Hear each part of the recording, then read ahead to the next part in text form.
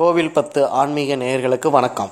இன்னைக்கு காணொளியில் குடந்தை என்று அழைக்கப்படும் கும்பகோணம் ஒரு கோவில் நகரம். குடந்தைக்கு உள்ளும் புறமும் கோயில்கள் அநேகம். அவற்றுள் ஸ்ரீ கோமலவல்லி சமேத ஸ்ரீ சாரங்கபாணி பெருமாள் திருக்கோயில் சிறப்பு பெற்றது. ஆழ்வார்களால் மங்களாசாசனம் பெற்ற 108 திவ்ய தேசங்களுள் இது 3வது திவ்ய தேசம். இத்தலத்தில் பாதாள அறையில் இருக்கிறார் பாதாள சீனிவாசன். திருமலையில் இருந்து தாயோரோடு திருவிளையாடல் புரியும் நோக்கில் இறைவன் குடந்தை பாதாள அறையில் தங்கினார். தாயார் இறைவனை தேடிக்கொண்டு இங்கு வந்து சேர்கிறார். வந்த இடத்தில் மகாலட்சுமி தாயார் மகவாய் அவதரிக்க திருவுளம் கொண்டார். அங்கு தவம் இயற்றி கொண்டிருந்த ஹேமரிஷியின் மகளாக திருவுளம் கொண்டு பொற்றாமரை குளத்தில் சிறு மழலையாக அவதரித்தார். ஹேமரிஷி அவரை கண்டெடுத்து கமல மலர்களின் நடுவே தவழ்ந்தவள் என்பதால் கோமலவல்லி என்று பெயரிட்டு வளர்த்தார். திருமண பருவம் எய்தியதும் மகாவிஷ்ணுவையே மணந்து கொள்ள வேண்டும் என்று தவம் இயற்றினார் தாயார். தவத்துக்கு இறங்கிய மகாவிஷ்ணு தாயாரை மணந்து கொள்ள வைகுண்டத்திலிருந்து நேரடியாக இந்த தலத்துக்கு வந்து சேவை சாதித்தார்.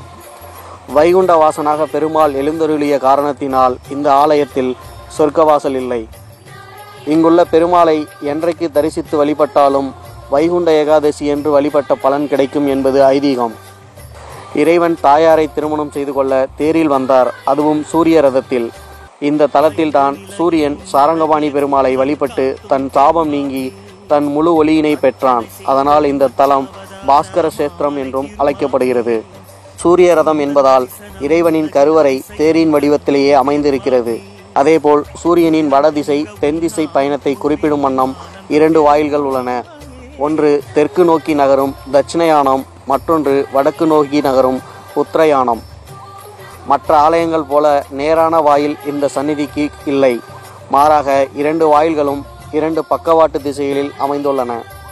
பஞ்சரங்க தலங்களுள் ஒன்றாக கருதப்படும் இக்கோவில் கருவறையில் கோமலவல்லி தாயார் மற்றும் மகாலட்சுமியுடன் சாரங்கபாணி பெருமாள் அருள்பாலிக்கிறார்.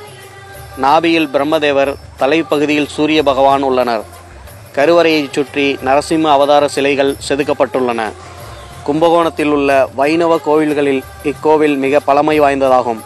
கலை நியமிக்க சிற்பங்கள், தூண்கள், மண்டபங்கள், ராஜகோபுரங்கள் சோழர்களால் கட்டப்பட்டுள்ளன.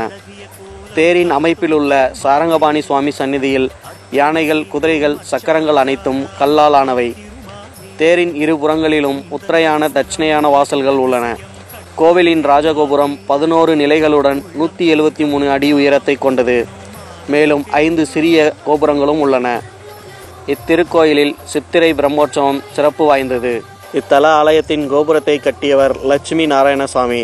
இவர் ஒரு தீபாவளி நாளில் இறைவனடி சேர்ந்தார். இறந்த பெற்றோருக்கு பிள்ளைகள் திதி கொடுக்காவிட்டால் அவர்கள் நரகத்திற்கு செல்ல நேரிடும்.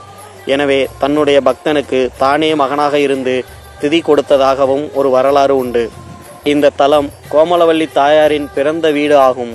அவரை திருமணம் செய்து கொண்ட திருமால் இங்கு வீட்டோடு மாப்பிள்ளையாக இருப்பதாக ஐதீகம். எனவே இங்கு தாயாருக்கே முக்கியத்துவம் தரப்படுகிறது.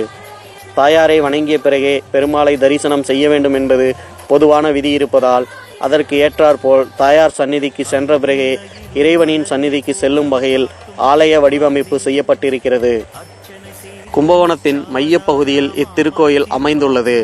கும்பகோணம் பேருந்து நிலையத்திலிருந்து பேருந்துகள் மற்றும் தனியார் வாகன வசதிகள் கிடைக்கின்றன. மேலும் இது போன்ற கோவில்களின் வரலாற்றுகளை தெரிந்து கொள்ள எங்களுடைய சேனலை லைக் பண்ணுங்க, கமெண்ட் பண்ணுங்க, மறக்காம பெல் பட்டனை பிரஸ் பண்ணி சப்ஸ்கிரைப் பண்ணுங்க.